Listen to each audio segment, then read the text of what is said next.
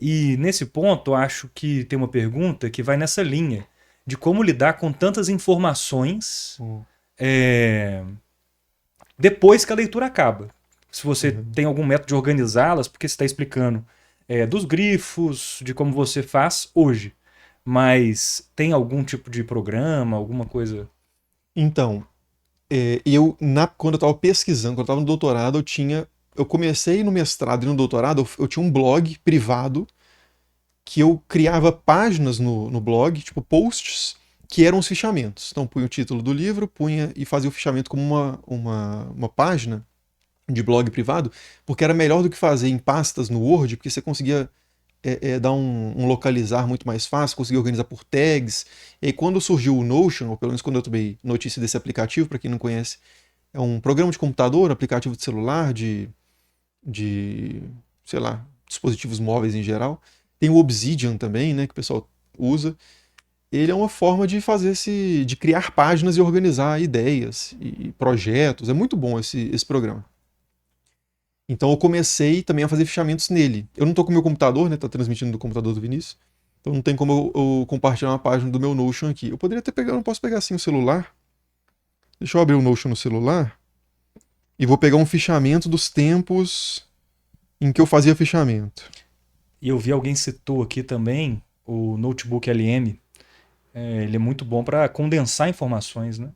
O Notebook LM já é outra coisa que ele não é o seu lugar de colocar informações, ele é o seu lugar de você subir documentação, artigos, livros, sites, e você consegue fazer uma pergunta para ele responder a partir só daquelas fontes. Né? Então é uma vantagem muito grande em relação a um ChatGPT da vida, um Gemini, um Claude, que alucina muito, né? Você pergunta uma coisa pro GPT, ele fala um negócio, às vezes nem existe o livro que ele está falando. O Notebook LM ele vai te dar a informação a partir dos textos que você forneceu para ele, não outros. Tem um pouco de alucinação, às vezes ele erra, às vezes ele não identifica que o autor está fazendo uma referência ao pensamento de outra pessoa e atribui aquilo ao autor. Então ele não é perfeito, não. Mas ele te dá pelo menos um rodapé que você consegue clicar no rodapézinho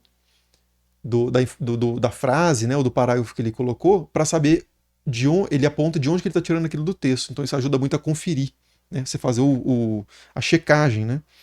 Então o Notebook LM é muito bom para isso, para você meio que mapear, saber se o texto fala sobre o que você quer saber, para você não perder tempo, né? Nessa questão de pesquisa mesmo, quando você está trabalhando com muitas fontes, muitos livros, artigos, etc.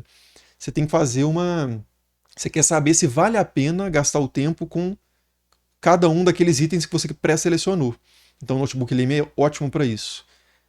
Antes eu fazia isso no. Você tinha que fazer meio que uma leitura dinâmica, entre aspas, né? Você passava o olho, batia o olho no artigo, né? Lia o resumo. O Notebook LM ajuda muito nessa função, né?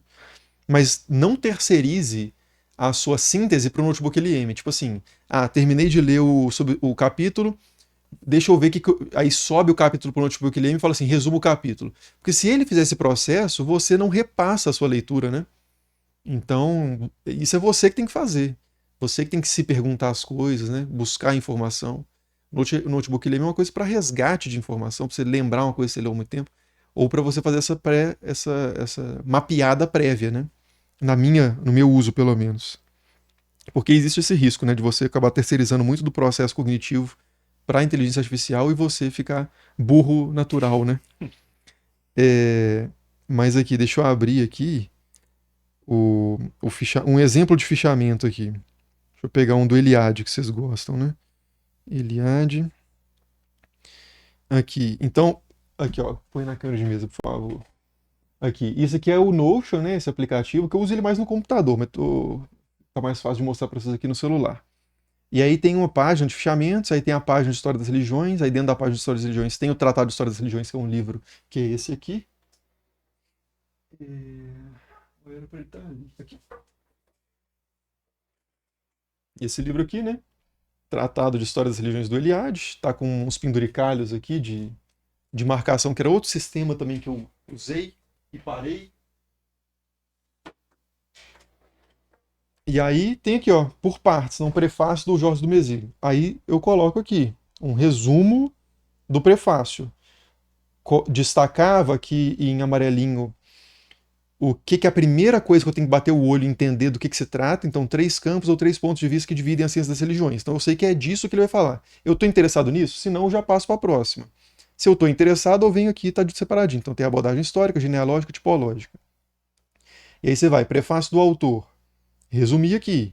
Então, contra a redução da religião, é o principal ponto dele. Não quer o Eliade está propondo ali que a religião não deve ser reduzida a apenas uma coisa social, política ou econômica.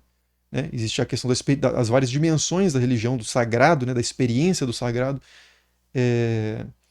que deve ser considerada. Né? Então eu faço um resumo aqui e destaco sempre, tipo assim, uma frase, um pedaço de frase que aponte para o sentido daquele parágrafo maior para eu saber se vale a pena ler ou não. E aqui é a página, né? Então isso é a página 1. E aí aqui, primeiro capítulo, abordagem, estrutura e morfologia do sagrado. Então tem aqui, ó, a página 8 em sequência, fala sobre algumas ressalvas a respeito da definição de sagrado e profano e tal. Aí na página 13 em sequência ele fala sobre hierofania. E aí eu vejo que não tem as modalidades das hierofanias, né? São experiências ambivalentes, tem a cratofania especificamente, né? Manifestação de poder, e é uma descrição disso.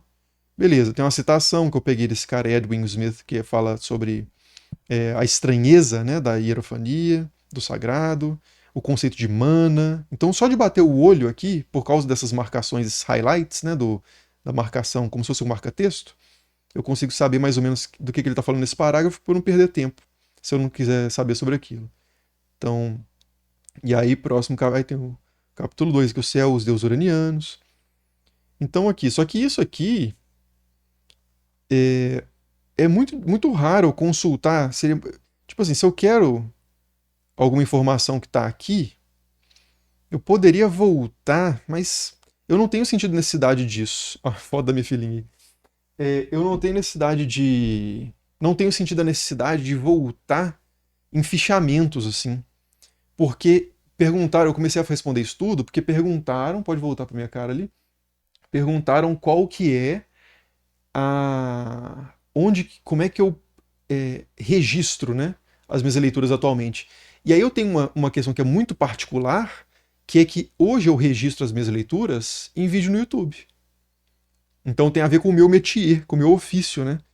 Então como é que eu registro o resultado das minhas leituras sobre Maria Madalena e ser casado ou não com Jesus e quais são as fontes relevantes?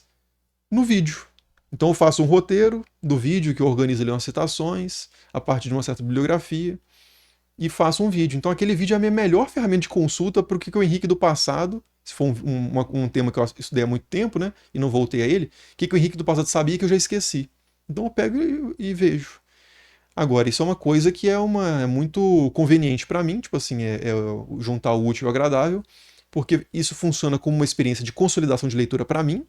Então tem um valor pessoal muito grande, mas tem um valor hoje de trabalho econômico, financeiro, que é como eu pago as minhas contas.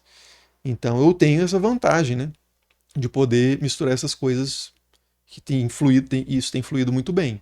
Então por isso até eu não me preocupo tanto em fazer fichamento, mas uma pessoa que queira fazer um fichamento em vídeo, não postar para ninguém e deixar isso no HD ou subir no YouTube privado, sei lá, é uma possibilidade.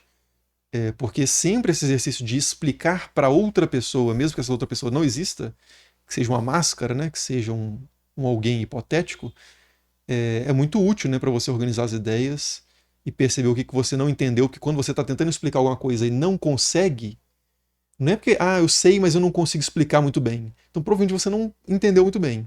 Se você tropeça na explicação é porque provavelmente você precisa rever aquele ponto. Você percebe o que você não entendeu no esforço de explicação. Né?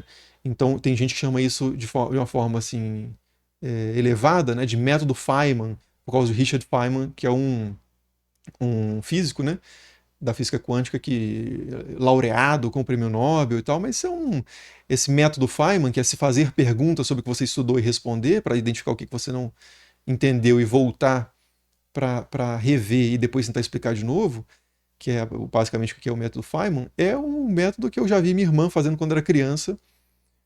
Quando ela ia ter que fazer uma prova, ela pegou uns bichinhos de pelúcia, colocou em cima da cama e deu uma aula para os bichinhos de pelúcia. Então aplicou ali o método Feynman, muito antes. Nem sei se minha irmã hoje sabe quem é o Richard Feynman, né? E se ela chamaria isso de método Feynman. Então não foi o Feynman que inventou. Mas quem tiver interesse nisso, depois procure o método Feynman, o estudo Feynman. Feynman é F-E-Y-M-A-N, se eu não me engano. Que é o autor do Lições de Física, etc.